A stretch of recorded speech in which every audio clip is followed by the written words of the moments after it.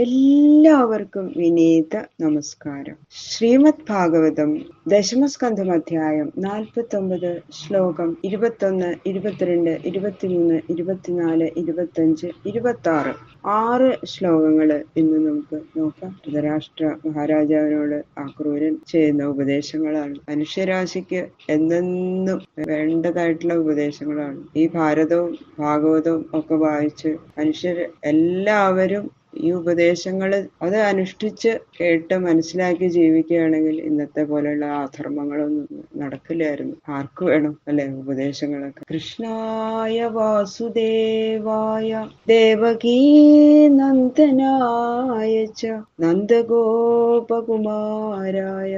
ഗോവിന്ദായ നമോ നമഃ. കൃഷ്ണായ വാസുദേവായ ഹരയേ പരമാത്മനെ പ്രണതക്ലേശനാശായ ഗോവിന്ദായ നമോ നമഃ.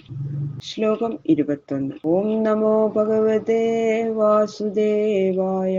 ഓം നമോ ഭഗവതേ വാസുദേവായ. ഏകപ്രസൂയതേ ജന്തു ഏക ഏവ പ്രലീയതേ ഏകോനുഭുങ്ക്തേ സുകൃതം ഏകമേവ ച ദുഷ്കൃതം. ജനന മരണങ്ങളിലും സുഖദുഃഖാനുഭവങ്ങളിലും ആർക്കും ആരോടും ഒരു ചേർച്ചയില്ല. അത് ഉറപ്പിച്ചു പറയാണ്. ആർക്കും ആരും സഹായമില്ല. ഒരാള് ജനിക്കുമ്പോഴും മരിക്കുമ്പോഴും തന്നെത്താനെ ജനിക്കണു, തന്നെത്താനെ മരിക്കണു അല്ലെ. സഹായം ആരുമില്ല. താൻ ചെയ്ത സൽക്കർമ്മത്തിന്റെ ഫലമായ സൗഖ്യത്തെയോ ദുഷ്കർമ്മത്തിന്റെ ഫലമായ ദുഃഖത്തെയോ അനുഭവിക്കുമ്പോഴും താനെ തന്നെ അല്ലെ.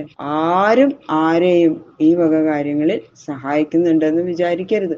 അധർമ്മോപചിതം വിത്തം ഹരന്ത്യന്യേൽപമേധസ സംഭോജനീയാപദേശൈ ജലാനീവ ജലൗകസ.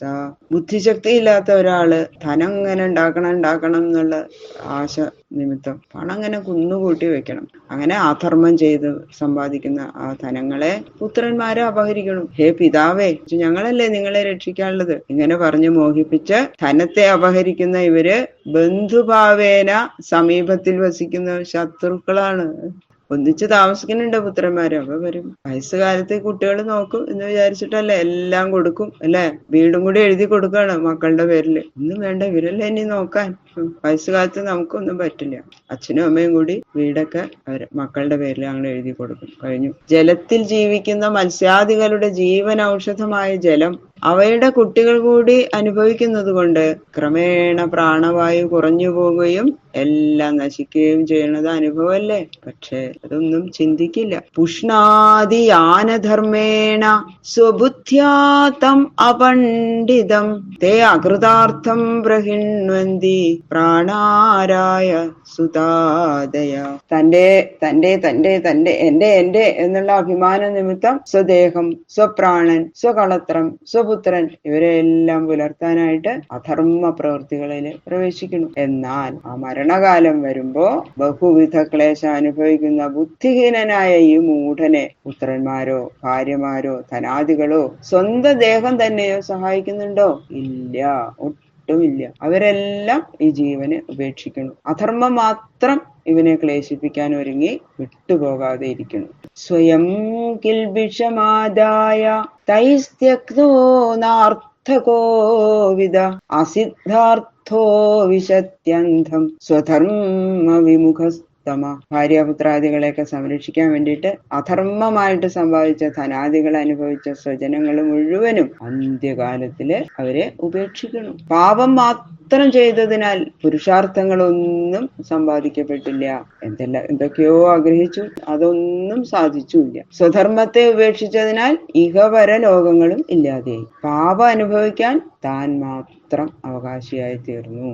ഇങ്ങനെ അവസാനത്തിൽ ഘോര താമിശ്ര നരലോകത്തിലേക്ക് പാപമാകുന്ന പൊതിച്ചോറും ചുമന്ന് പോകേണ്ടതായിട്ട് വരുന്നു. തസ്മാൽ ലോകമിമം രാജൻ സ്വപ്നമായാ മനോരഥം വീക്ഷ്യായമ്യാത്മനാത്മാനം സമശാന്തോ ഭവ പ്രഭു. ഹേ രാജാവേ, ഹേ പ്രഭു, അങ്ങയുടെ ഈ രാജത്വവും പ്രഭുത്വവും ഉചിത വിഷയത്തിൽ ഉപയോഗിക്കൂ.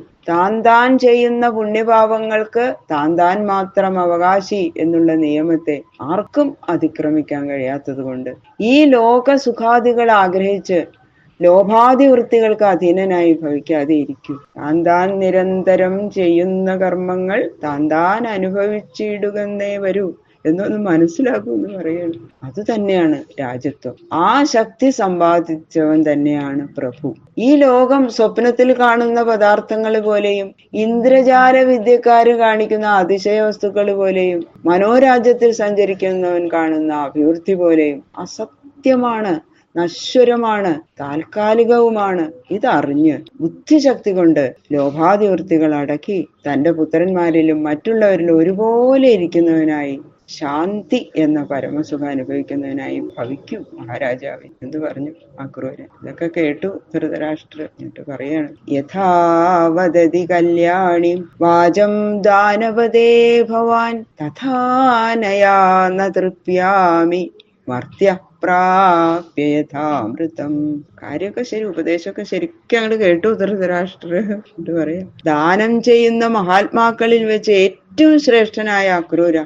അങ്ങ് ചെയ്യുന്ന ഈ സതുപദേശമാകുന്ന ദാനസ്വത്ത് ഏത് കാലത്തും നശിക്കാത്തതാണ്. അങ്ങയുടെ മുഖത്തിൽ നിന്ന് പുറപ്പെട്ട ഈ വാക്യം കേൾക്കുന്നവർക്കുള്ള അശുഭവാസന മുഴുവനും നശിപ്പിച്ച് ശുഭവാസന ജനിപ്പിക്കുന്നതാകുന്നു. ഇത്രമാത്രം. പക്ഷെ എനിക്ക് ഇത്ര കുറച്ച് കേട്ടത് കൊണ്ട് ഒട്ടും തൃപ്തിയായില്ല. മരണധർമ്മമുള്ള മനുഷ്യന്റെ മരണത്തെ തീർത്ത് ചിരഞ്ജീവിയാക്കി തീർക്കാൻ ശക്തിയുള്ള അമൃതത്തെ പ്രാപിച്ച മനുഷ്യന് ഏതുവിധം തൃപ്തി വരികയില്ലയോ അതിനേക്കാൾ എത്രയോ അധികം അതൃപ്തി എന്റെ മനസ്സിനുണ്ടാകണം. കുറച്ചും കൂടി കേട്ടാൽ കൊള്ളാമെന്നുണ്ട്. എനിക്ക് തൃപ്തി ആയില്ല അങ്ങയുടെ ഉപദേശം എന്ന് പറയണു.